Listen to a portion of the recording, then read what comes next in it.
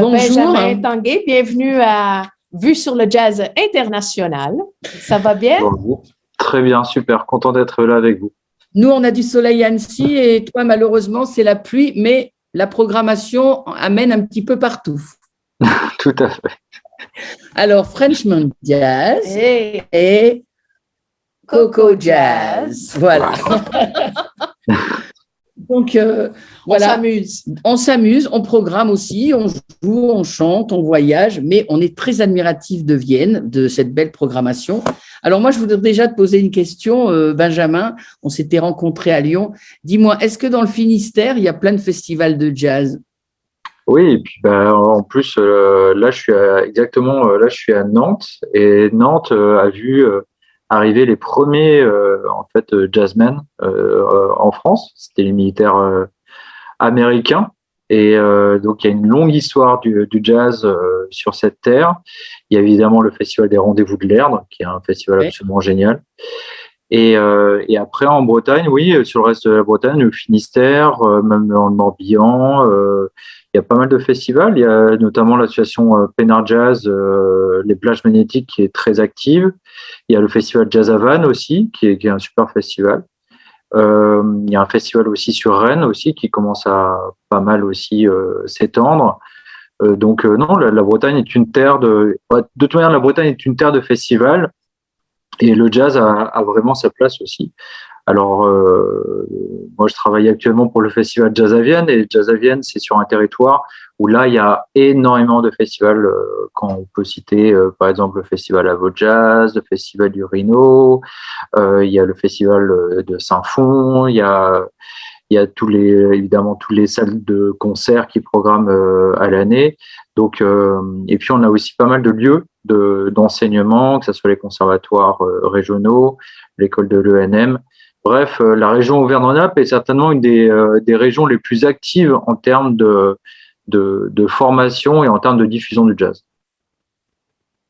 Dis-moi, ça fait depuis longtemps que le festival de Vienne s'exporte comme ça, c'est-à-dire là, il y a vraiment hors les murs, quoi. Alors, Vienne, on a développé pas mal de choses. On a monté une opération à Val Thorens, donc la création d'un festival qui s'appelle Jazz à Val Thorens, qui a été créé il y a 3 ans. Donc là, dans quelques jours, on va enfin réussir à pouvoir faire notre 3e édition. Où d'ailleurs on va retrouver Gauthier Toux en piano solo, la formation Léon Fall et plein d'autres formations de la région, notamment un saxophoniste qu'on adore qui s'appelle Lionel Martin.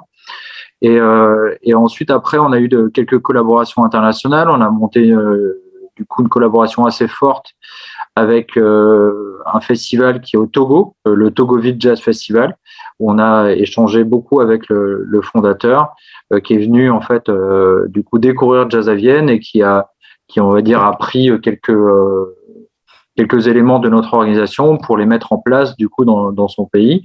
Et ensuite, il y a pas mal d'artistes qu'il a repérés à Jazz à Vienne et qu'il a présenté il y a quelques jours du coup à Lomé. Il y a une collaboration aussi avec le Festival de Tokyo. Oui, on a vu ça. Ça, c'était absolument génial. Une super belle collaboration qui s'est d'ailleurs malheureusement qui n'a pas pu se faire parce qu'il y avait une année croisée France-Japon et on avait plein de beaux projets avec eux et malheureusement on n'a pas pu les mettre en place. Sinon on a fait des beaux échanges d'artistes japonais qui sont venus au festival et des artistes français qui sont partis là-bas. Et puis la dernière collaboration, qui est une collaboration française mais qui est très loin, c'est avec Nouméa, puisqu'on a monté une opération qui s'appelle Jazz à Nouméa dans le centre Kaou. Donc ça, c'est une très belle association avec une association locale qui s'appelle Musical Production. Et là, on a monté un projet avec aussi tout ce qui fait. C'est un organiste qui est là-bas. Oui, il y a beaucoup de musiciens qui sont implantés là-bas. Et en fait, il y a une scène jazz aussi qui est assez importante, une école de musique aussi qui fait un super boulot. Donc aussi on s'appuie sur ce travail-là et donc voilà, on n'est jamais seul, c'est-à-dire qu'on n'arrive pas en disant bonjour, on est Jazz à Vienne et on impose notre marque. Non, c'est plutôt l'idée d'une collaboration, de collaboration qu'on a pu avoir aussi avec Rimouski qui s'est malheureusement arrêté mais qu'on espère pouvoir reprendre un jour. La pandémie a joué à jouer dans nos pattes, comme on dit. Tout à fait. Ouais. Dis-moi, il y a aussi une connexion, bien évidemment, avec les États-Unis, avec Apollo Theater. Ça fait longtemps, cette collaboration? On a eu une belle rencontre du coup avec l'équipe de l'Apollo Theater. C'était en 2014 ou en 2015. C'était sur 2 années parce que du coup on a fêté en fait les 80 ans de l'Apollo Theater à Vienne avec l'accueil d'une exposition qui racontait les 80 ans de ce lieu mythique et toute une soirée avec du coup des artistes qui sont malheureusement partis bien trop tôt, Sharon Jones et Charles Bradley. Et puis tout ça orchestré par les Dap Kings. Il y avait un jeune organiste qui s'appelle Matthew Whitaker qui est juste incroyable, qu'on a découvert là, qui était juste qui venait d'être découvert par l'Apollo Theater et on l'avait fait collaborer avec 2 jeunes musiciens de la région, donc c'était une très belle collaboration. On avait même organisé un brunch autour de la soul food, c'était super. Et donc on a organisé les 35 ans de Jazz à Vienne à l'Apollo Theater avec du coup Manu Dibango. C'était aussi un très très bon moment. Ça, c'est bien. Dis-moi, il y a eu des grands moments aussi. Je sais que vous y étiez beaucoup attaché à ce jazzman, Roy Hargrove. Ça a été quelque chose aussi, je crois, pour toi et pour beaucoup de gens. Ouais, c'est un artiste pour ma génération qui est très important, comme je pense que Miles Davis est très important pour une génération peut-être au-dessus de moi. Roy Hargrove, il a permis une ouverture musicale assez impressionnante et il a réussi je trouve, à associer des générations, c'est-à-dire de le faire de façon très intelligente, de prendre l'histoire des artistes qu'il adorait comme Freddie Hubbard et en même temps de faire quelque chose d'assez nouveau aussi avec des inspirations proches de la soul, du funk, du R&B et du rap et en faire quelque chose de absolument génial et tous ces projets étaient bien amenés, étaient intelligents, que ça soit son big band, que ça soit son quintet, que ça soit son RH Factor et ouais c'est un artiste qui m'a beaucoup marqué dans ma compréhension de cette musique-là et dans son ouverture musicale et aussi dans mon souvenir de jeune stagiaire à Jazz à Vienne quand je suis arrivé en 2009 et c'est certainement un des concerts qui m'a le plus marqué. Ouais. Et Coco, dis-moi, au Québec aussi, Jazz à Vienne, c'est quelque chose quand même. Ah bon, oui. Tout le monde aimerait bien aller faire un tour, soit comme spectateur ou comme musicienne, aller jouer, c'est sûr. Oui. Dis-moi, Coco, vas-y. Vous en êtes à votre 41e édition, Benjamin. Félicitations, c'est beau. Et vous avez toute une très grosse programmation. Oui, c'est gros. Hein. J'ai retenu 5 gros noms quand même qui sont là. Tu peux nous en parler un peu? Oui, alors, vous avez raison de le dire. Les vieux de la vieille. Les vieux de la vieille. Non, c'est vrai qu'à Jazz à Vienne, on a une quantité importante d'artistes qui sont programmés. Malheureusement, on ne peut pas tous les valoriser. Il y a 190 concerts qui sont programmés cette année. Oui, c'est capoté. Ouais. C'est capoté. J'adore cette expression. C'est vrai que c'est un nombre assez conséquent, mais je trouve que ça représente aussi beaucoup la frustration dans laquelle on a été pendant 2 ans et qu'on avait envie d'en faire encore plus et d'essayer de présenter le plus d'artistes. Alors l'idée, c'est pas de faire de la quantité pour faire de la quantité, mais plutôt de choisir plein de moments pour essayer de surprendre le public. Et tout bien, c'est un peu ça la magie de Jazz à Vienne, c'est-à-dire ces grands noms qu'on retrouve avec toujours autant de plaisir, et puis aussi de la nouvelle génération, et puis des artistes de la région, des formations issues de conservatoires, d'écoles de musique, plein de projets pédagogiques. Et c'est vrai, dans les grands noms, il faut qu'ils soient là, ce sont un peu des passeurs. Un artiste comme Herbie Hancock est certainement un des musiciens qui a plus apporté à l'histoire de la musique. Je ne parle même pas de l'histoire du jazz, mais de l'histoire de la musique, avec tout son travail sur la modulation du son, la création de styles musicaux. Et il est toujours autant apprécié par la nouvelle génération et tout le temps en connexion justement avec ces jeunes musiciens et la formation qu'il va présenter à Vienne. Il vient avec une jeune flûtiste qui s'appelle Elena Peterius, qui est juste incroyable. Et puis avec un batteur qui s'appelle Justin Tyson aussi. Donc c'est des jeunes musiciens. C'est des jeunes musiciens. C'est des jeunes musiciens. Après, on retrouve évidemment son compagnon de route depuis toujours, Lionel Loquet. On va retrouver James Genius. Donc c'est un mélange de tout ça qui fait que Herbie Hancock est toujours aussi intéressant et toujours aussi innovant dans ses concerts. Un artiste. Oui, il a une grande ouverture d'esprit toujours et un artiste comme George Benson, c'est toujours un plaisir de le voir sur scène. Il y a peut-être une petite anecdote qu'on peut raconter par rapport à un artiste qu'on a vu. Alors, on va pas dire que c'est nous qui avons découvert ce musicien-là, on ne prendrait pas cette responsabilité-là et on dirait pas ça, mais en tout cas, on l'a vu se développer. C'est Gregory Porter, en fait, qui était sur la scène du Théâtre Antique en 2012. Il a fait un concert de 30 minutes et là, il a emmené le public avec lui et il jouait. Magique. Ah, c'était magique. Et il a joué après à minuit dans ce petit théâtre à l'italienne qui s'appelle le théâtre François Ponsard. Et je me souviens de me rendre sous les coups de 23h30 en allant en direction de ce théâtre et j'ai vu une file d'attente de gens qui espéraient rentrer dans ce théâtre et malheureusement, on n'a pas pu faire rentrer tout le monde. Parce que je crois qu'il avait marqué déjà le public à ce moment-là. Et il a fait un concert incroyable et on s'était dit, c'est vrai qu'on avait affaire à un très très grand musicien. Et au fur et à mesure, évidemment, à chaque fois qu'il est venu, que ce soit son hommage à Nat King Cole, avec un symphonique ou une formation plus R&B, plus soul jazz, à chaque fois, il se réinvente avec toujours autant d'envie. Et c'est devenu une grosse star internationale maintenant. C'est impressionnant. Et oui. Et sinon, après, dans les grands noms, on peut citer évidemment Jamie Cullum aussi, qui a une relation si particulière avec le public viennois. À chaque fois, il se passe vraiment quelque chose. C'est pas à cause des codes rôtis du Condrieu qu'il adore aussi beaucoup, mais c'est quelqu'un qui aime beaucoup le théâtre antique et qui aime beaucoup retrouver le jazz à Vienne. Et donc, ça fait en fait on devait le faire en 2020, on n'a pas réussi à le faire. On devait le faire en 2021, malheureusement à cause des restrictions internationales, on n'a pas réussi à le mettre sur scène. Et là, du coup, 2022, il est enfin là, sur une très belle soirée avec un artiste qu'on connaît peut-être un peu moins, mais qui est très intéressant, qui s'appelle Ned Smith, qui est assez connu aux États-Unis. En France, pas trop, malheureusement. Il est accompagné d'un saxophoniste aussi qui s'appelle Jalil Shaw, qui est juste incroyable. Voilà, c'est peut-être du coup les grandes têtes d'affiche du festival. Il y en a évidemment d'autres. Si vous voulez les citer, n'hésitez pas. Non, parce qu'en ce moment-là, j'ai commencé John. On a parlé de ce nom qui vient de gagner des Grammy. Ah, John Baptiste. John Baptiste.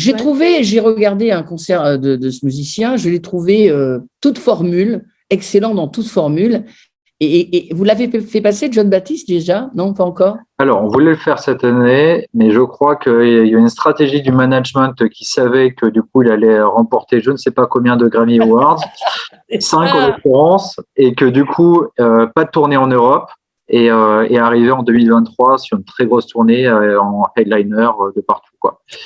Et par contre, non, on l'avait déjà eu avec justement un musicien dont on parlait tout à l'heure, Roy Hargrove, parce que c'était le pianiste aussi du Rage Factor de Roy.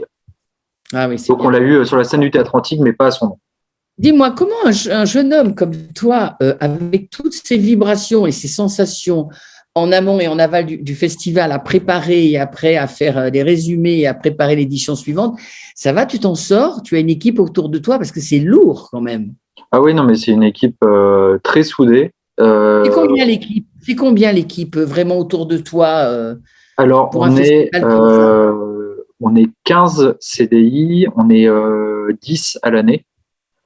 En fait, on est sur une co-direction, c'est-à-dire que je co-dirige le festival avec une autre personne qui est plus en charge de tout ce qui est ressources humaines, gestion, comptabilité, tout ça. Et moi, j'ai tout le volet artistique. On a scindé la direction en deux. Tu es obligé de te déplacer très souvent. Oui, là, du coup, ça s'est bien calmé depuis quelques mois. Mais ouais, généralement, il y a beaucoup de déplacements pour du coup monter des projets, notamment les projets internationaux et puis même des projets culturels, comme par exemple une collaboration avec le Festival international de la bande dessinée d'Angoulême. De toute manière, toutes ces histoires-là, ce sont des aventures humaines, hein, c'est des rencontres qui font qu'on a envie de travailler avec les personnes. On a la chance, je pense, dans ce domaine de pouvoir choisir les personnes avec qui on travaille. Et je crois que du coup, les aventures de projets comme avec l'Apollo Theater, ou même là, on est en train de monter un projet avec le Jazz Museum à la Nouvelle-Orléans. Oui, Jazz Museum, c'est super ça. Et ben du coup, on a monté une exposition l'année dernière avec 40 dessinateurs de bande dessinée et 40 écrivains et écrivaines qui ont écrit sur le jazz. On a monté cette exposition qui était présentée sur le festival. On va voir ça, Coco, parce qu'on y est en 2024 pour les Jazz Education. Ah, c'est vrai. Du coup, il y a les Gen, oui. Et ben du coup, l'exposition là, elle part au mois d'avril. Là, dans 10 jours, elle est à la Nouvelle-Orléans pendant un mois. Donc ça, c'est. Non, mais quand même, ils sont épatants à Vienne. Hein. Alors, le graphisme, la programmation, enfin tout. Dis-moi, il paraît que tu es quelqu'un de très attiré par le hip-hop.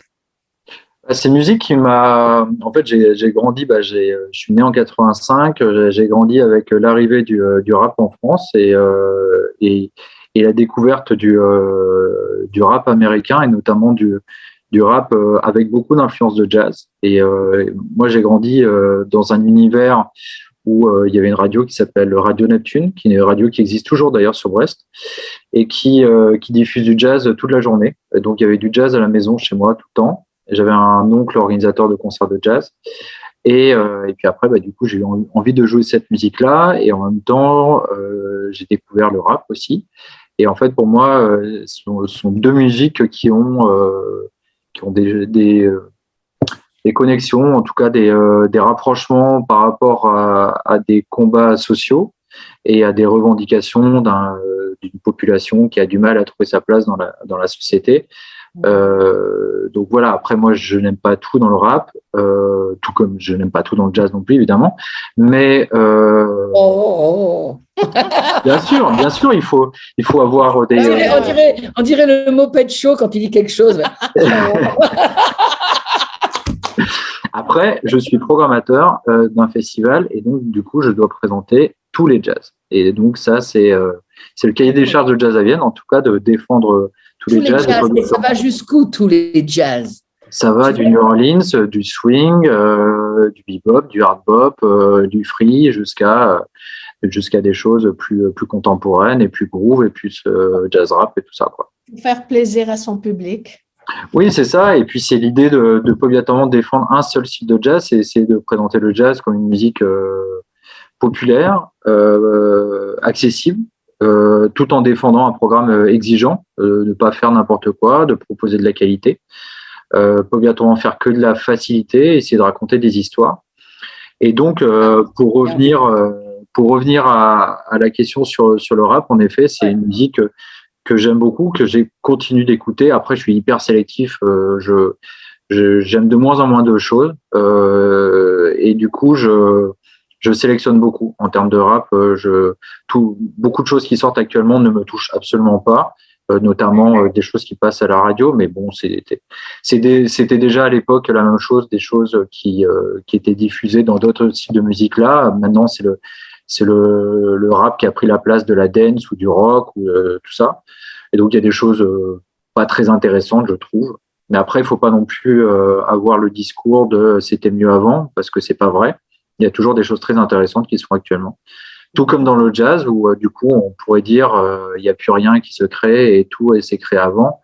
Je ne crois pas. Je crois qu'il y a une génération qui est très intéressante actuellement, de jeunes musiciens qui sont dans le respect de la tradition, mais en même temps ne veulent pas faire du copier-coller des artistes d'avant et essaient de faire aussi autre chose. Quelqu'un comme le trombone shorty, c'était très binaire et quand même, on sent quand même la tradition de Louis Armstrong derrière, tout en étant très, très moderne. Complètement. Il y a un documentaire qui parle de ça, d'ailleurs, où il est interviewé Il est sur la place principale dans la ville de la Nouvelle-Orléans. Il raconte que justement à 4-5 ans, il était avec son trombone, avec tous les brass bands pour accompagner les différentes cérémonies. Et donc il a pleinement la tradition du jazz. Il a fait d'ailleurs un album avec son frère, qui sera présent d'ailleurs aussi à Jazz à Vienne, James Andrews, où là on est clairement dans la musique très très traditionnelle de la Nouvelle-Orléans. Donc il prend autant de plaisir à jouer cette musique-là que faire des choses beaucoup plus modernes et d'accompagner un Lenny Kravitz sur scène. C'est tout. En fait, ce qui est génial, et je trouve que ça correspond bien, je trouve, à notre société, c'est que ces artistes-là, ils ont pas envie de choisir. C'est-à-dire que, en gros, ils sont passionnés par toutes ces musiques-là et leur culture musicale est faite de toutes ces musiques-là. Et c'est ça qu'on ressent. Et tout comme moi, j'ai pas envie de choisir entre toutes ces musiques-là, ces artistes-là, ils ont pas envie de choisir entre toutes ces musiques-là. Et c'est aussi toute la diversité des festivals de jazz actuellement, même si certaines personnes ont du mal avec ce renouvellement des esthétiques et ces fusions entre ces musiques-là. C'est le public qui est comme ça, qui écoute de plus en plus de choses, et c'est les artistes aussi qui écoutent de plus en plus de choses. Vous n'avez pas, avec toute l'équipe de Trombone Shorty, Ashley Parker?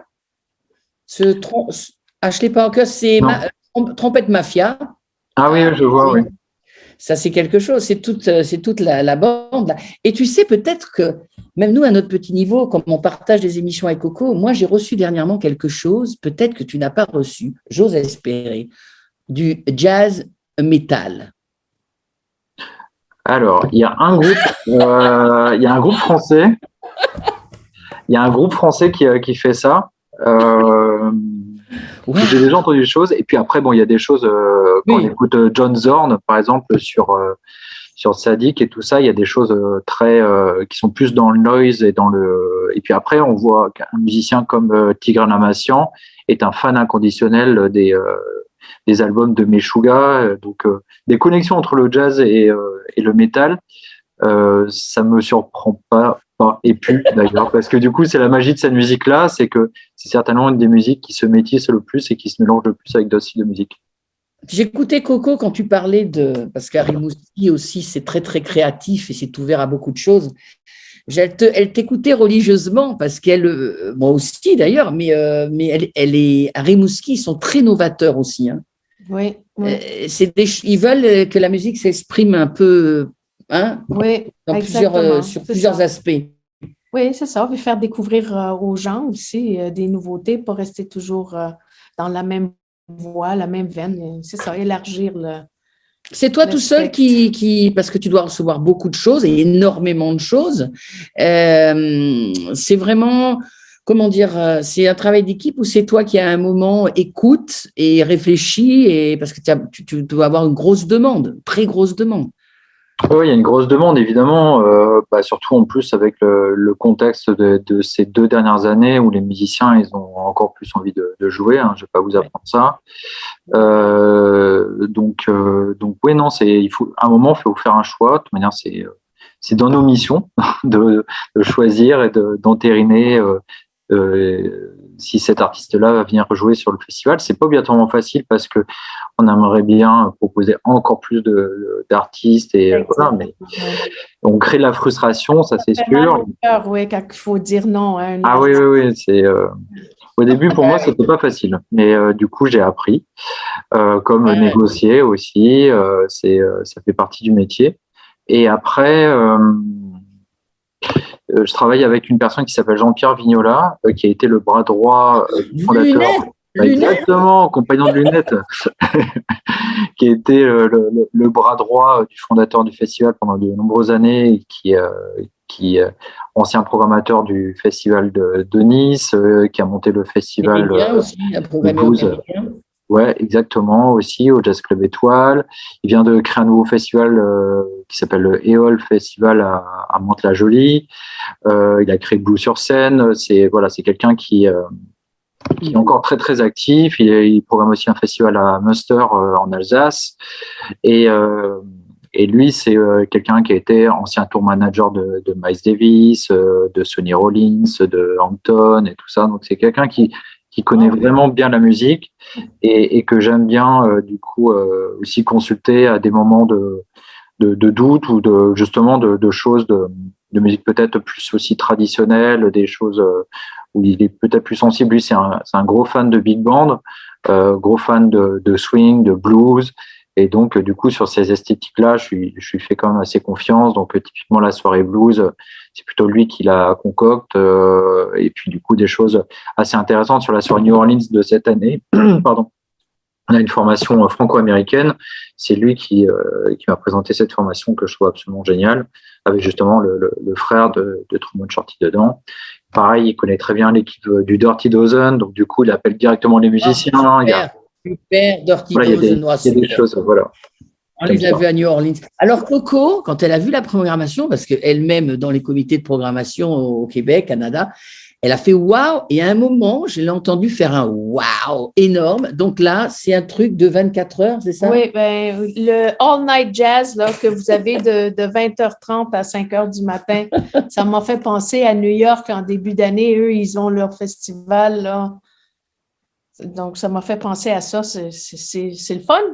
Ah oui, c'est pour la petite histoire, c'est le fondateur du festival, donc Jean-Paul Boutelier, qui était parti au festival de Montreux, et Claude Nobs à l'époque, il avait monté une nuit du jazz, et c'est comme ça qu'il a eu du coup l'idée de le faire. Alors à Montreux, c'était on va dire que c'est peut-être plus facile parce que c'était en intérieur, donc du coup la nuit, du coup tu peux te poser tranquillement sur la moquette, être un peu confort.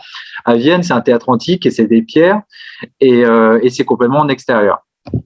Donc du coup, c'est un concept assez rigolo avec une programmation quand même assez festive et un public assez familial qui du coup vient avec son sac de couchage. Qui va peut-être s'endormir sur un concert, sur la suite. C'est un hôtel swing. Voilà. Mais c'est cool, ça. Ouais, c'est une super expérience, c'est absolument génial. On commence à 20h30 jusqu'à 5h du matin, c'est-à-dire que le public va assister au coucher du soleil et au lever du soleil. Donc, ça fait longtemps que ça existe, ça? Ouais, très longtemps, plus de 20 ans. OK, wow, c'est une belle expérience, ça. Ah, mais à Vienne, attention. Waouh! Coco, on va aller faire ça et on change de lunettes toutes les heures. Ouais, c'est ça. Et si on tombe sur Jean-Pierre Vignola, on ouvre une petite boutique. Bon, tu as d'autres questions? Oui, j'aimerais savoir un concert que tu es le plus fier d'avoir booké, ça serait quoi? Ah, il y en a plein.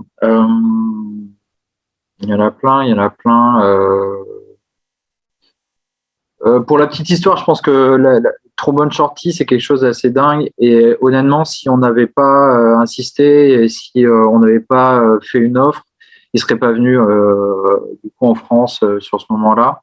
Parce qu'en gros, il a un nouvel album là qui sort en mai prochain. Il y a un titre qui est sorti qui est absolument génial. La photo, et vous allez la voir, c'est lui qui est enfant avec une trompette jouée dans les bras de sa maman devant un marching band. La photo, elle est en noir et blanc, elle est absolument magnifique. Et donc, il vient de sortir du coup un titre du coup avant l'album qui sortira en mai. Et on avait l'envie de faire une grande soirée autour de la Nouvelle-Orléans pour la bonne raison qu'on avait cette connexion avec le musée du jazz de la Nouvelle-Orléans, qu'on accueille une exposition sur l'histoire de la batterie, parce que la batterie, c'est donc l'instrument qui a été créé par les jazzmen. Et donc, du coup, on avait vraiment envie de faire cette soirée-là. On avait le Dirty Dozen qui avait vraiment envie de venir, qui n'a jamais joué sur la scène du théâtre antique. Et il nous fallait un peu une tête d'affiche, un artiste assez emblématique. Et en fait, à chaque fois que Truman Shorty est venu, à chaque fois qu'il vient, il marque encore plus le festival et il attire encore plus de festivaliers. La dernière fois qu'on l'a fait venir, on l'avait fait venir sur un hommage à Prince avec Larry Graham et Jeanne Adette qui avait du coup célébré Prince sur cette soirée-là. Et il avait un peu volé la vedette à Larry Graham tellement il avait fait un concert de folie. Et derrière, Larry Graham, c'était un peu Et moi, programmation. C'est dingue. Des fois, il y a des trucs où tu te dis, bon, bah voilà, ça va être l'aérogramme, ça va être le feu et tout ça. En même temps, il s'était passé un peu la même chose avec une soirée quand on avait fait l'aérogramme et Bootsy Collins, où là, c'était l'aérogramme qui avait mis un peu le feu par rapport à Bootsy Collins. Bon, bah, voilà. Bootsy Collins. Et donc là, en fait, on avait vraiment envie d'avoir Truman Shorty. Et en fait, il fait une tournée au mois de mai. Et après, il a une tournée de folie aux États-Unis. C'est incroyable. Ah oui, quand même, oui. Et donc, il y avait un petit slot comme ça possible. Et donc, on a vraiment insisté. On a raconté l'histoire, la connexion à la Nouvelle-Orléans, le plateau avec le Dirty, avec son frère qui était là et tout ça. Et ils ont été un peu sensibles à ça. Et ils viennent pour 3 dates, je crois. 3-4 dates, c'est tout, quoi, dont la nôtre, quoi. Donc ça, c'est un peu... Ouais, est-ce que félicitations. Félicitations. Est-ce que pour les gens qui vont écouter cette émission, parce que c'est toujours très intéressant, après dans le monde du festival, d'abord, tu sais combien il y a de festivals en France? Il y en a énormément par rapport à certains pays. Je crois que c'est le premier pays en nombre de festivals de jazz au monde. Ouais, à un moment donné, il y en avait 75, mais là, ça oh là là, non. Plus que ça, sur 500, 600 festivals, 700 festivals, non? Ah oui, mais ok. Non, mais le nombre de festivals de jazz, c'est juste, en France, c'est juste énorme. Ah oui, c'est énorme. C'est vraiment la terre de... Parce que alors donc voilà, Vienne c'est vraiment le gros festival en France, voilà, c'est partie des gros festivals. Comment dire, des fois il y a des petits festivals, c'est un petit peu difficile pour eux et pourtant ils sont quand même assez actifs. Comment dire, vous essayez de un petit peu rentrer en contact avec d'autres petits festivals, d'approcher d'autres festivals pour regrouper des choses, ou non, pas du tout, c'est la grosse machine qui arrive. Non, pas du tout. Non, mais on est un peu considérés, c'est sûr, comme un peu les grands frères avec voilà. Ah oui. Après, c'est vrai, on est un très gros festival par rapport à son budget, par rapport à son nombre de festivaliers, par rapport à son nombre de concerts programmés. Mais après, toute l'organisation, elle est très artisanale, elle est c'est avant tout des gens passionnés par cette musique-là. On n'est pas avec des gens qui appliquent des tâches et on est toujours quand même dans une organisation avec 250 bénévoles. Il y a toute une organisation au festival qui est quand même très... Oui, 250 bénévoles, c'est beaucoup, oui. Oui, et on tient vraiment à ça, c'est-à-dire que les artistes sont accueillis par les bénévoles, le public est accueilli par les bénévoles, sur les stages, c'est pareil, ce sont les bénévoles qui accueillent les stagiaires, les intervenants et tout ça, donc c'est les chauffeurs des bénévoles. Le théâtre antique qui est unique, ça va, il tient bien, il y a eu des réparations, comment ça marche? Parce qu'il y a du monde sur ce théâtre antique depuis des années. Oui, il y a eu des réparations en 2 ans d'ailleurs, on a pour la première fois une maison du festival qui va être inaugurée le 30 avril, le jour du Jazz Day. Donc ça, c'est absolument génial. Et par rapport à votre question sur les autres festivals, alors déjà, on est membre d'une structure qui s'appelle Jazzra, qui regroupe les différents acteurs du jazz sur la région Auvergne-Rhône-Alpes, qu'on a plusieurs collaborations. On a collaboré de nombreuses fois avec le Festival Jazz en Tête à Clermont, avec le Festival du Rhino, avec le Festival de Saint-Fond, avec Avo Jazz. On accueille les lauréats de différents tremplins de festivals, le festival de Farin, on a le festival aussi du festival de Cré aussi, le lauréat du festival qui est programmé à Vienne. Non, on essaie de faire vraiment des connexions et puis nous, en fait, on se sent vraiment pas obligé de le faire. On a juste l'envie, en fait, parce que du coup, pour nous, c'est tout le monde est assez complémentaire en fait dans cette histoire-là. Et honnêtement, le jazz c'est une petite famille, donc autant pas du coup se faire la guerre, mais plutôt essayer de s'entraider et de soutenir cette musique-là qui a besoin d'être soutenue. Et ça, c'est vraiment plutôt notre objectif. On est tous passionnés. Hein. Exact. Oui. Je crois que là-bas aussi, à Montréal, il y a beaucoup de bénévoles aussi. Hein. Ah oui. Parce que sinon, ça dure. Sinon, c'est ça, on n'arrive pas à fonctionner. Sinon, ça va capoter, comme tu as dit tout à l'heure, ça va capoter. Oui, tout à fait. Bon, écoute, Benjamin, alors, donc ça attaque quel jour? Ça attaque par qui? Qui c'est qui ouvre? On ouvre le 29 juin. Alors, non, pour la petite histoire, en fait, allez, une histoire de plus. les premiers festivaliers, ce ne sont pas les festivaliers classiques, ce sont les enfants. Parce qu'on fait un spectacle jeune public, on fait deux séances à 4000 enfants. On accueille 8000 enfants en 2 jours. Mais qui gère tout ça, là? Qui gère tout ça? C'est notre organisation, c'est très sur scène, là. Une personne qui s'appelle Chloé Sibert, qui travaille à l'Action culturelle, qui coordonne cette manifestation. Oh. Et donc, vu qu'il y a, à l'époque, quand du coup a été créé ce spectacle jeune public à Jazz à Vienne, il n'y avait pas de concert jeune public. Maintenant, il y en a de plus en plus, mais on passe commande. Donc, cette année, c'est le saxophoniste Raphaël Imbert qui va du coup faire une adaptation de son Music is My Space version pour le jeune public. Et donc, il est venu déjà 2 fois et il va revenir au mois de mai pour rencontrer une classe qui sera sur scène avec lui et qui va du coup interagir sur scène avec lui devant les 4000 enfants. Et donc, c'est un spectacle qui fait 45 minutes et c'est absolument magique. Je vous invite vraiment à venir voir ça. Wow. D'accord. Donc, ça commence avec des enfants. Et, le 27 et le 28. Et ensuite, ça dure 1 mois. Pour les accrocher jeunes. Exactement, la sensibilisation du jazz, c'est important. Coco, son mot, c'est la relève. Ah, tout à fait, c'est très important. La relève. Et ça finit par quel concert? Tu le sais, avec tous les concerts? Oui, du coup, c'est avec le projet dont on parlait tout à l'heure, la All Night Jazz. Donc, c'est un concert à quelle heure? À 3h30 3h30 du matin, jusqu'à 5h. Avec un groupe qui s'appelle Cheap House, qui sont des musiciens qui viennent de Strasbourg. Et ils vont jouer c'est un projet spécial qu'on leur a commandé pour Jazz à Vienne avec un guitariste parisien qui s'appelle Gianni Kesaretto, qui fait partie du cabaret contemporain. Une formation très intéressante de jazz un peu contemporain. Alors, pour parler de toi, tu es tous les soirs sur site à voir les concerts? Bien sûr. Bien sûr. On travaille une année pour ce projet-là. On est là du matin jusqu'au soir. On a l'envie de voir tous ces artistes-là monter sur scène et tout ce public-là voir ces concerts et tous ces bénévoles, ces techniciens, tout ça, c'est une sacrée aventure. Hein. Bon, je crois qu'il nous a bien éclairés quand même. On est un petit peu… il va falloir qu'on en discute, ça fait beaucoup d'informations. Écoute, on était ravis parce que aujourd'hui on est sur Annecy, voilà, et je reçois Coco cette semaine parce qu'on doit travailler à la radio toutes les deux pour des émissions, et puis elle va revenir cet été. Oui. Mais je ne sais pas si l'année prochaine elle va pas revenir pour aller à Vienne aussi, quoi. Ça sera avec grand plaisir. Tu nous as aussi vendu le truc.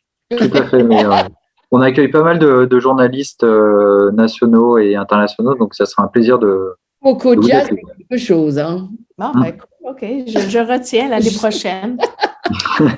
Fin juin, c'est ça? Ouais. Oui, c'est ça. C'est fin juin jusqu'à mi-juillet. En gros, c'est à peu près ça. L'année prochaine, tu fais une tournée, mais un peu avant. C'est ça. Hein, d'accord. Et puis alors, tous les soirs, tu es avec Benjamin. Donc, je peux te dire qu'au bout d'une semaine, tu capotes. Je passe l'été en France, c'est tout. On te remercie beaucoup. Merci à vous. Alors, on a interviewé déjà des artistes, mais on a eu Stacy Kent, Thomas Dutronc, voilà, on a eu Enzo, on a eu plein de choses. Voilà. Mais tu es le premier, on a choisi, même Coco a dit, nous choisissons Vienne pour commencer les interviews des programmateurs avec ces gros festivals. Puisque vous allez jusqu'à Nouméa, je crois qu'on peut bien faire ça. Tu vois, on est beaucoup plus petites, mais on est des busy-bees.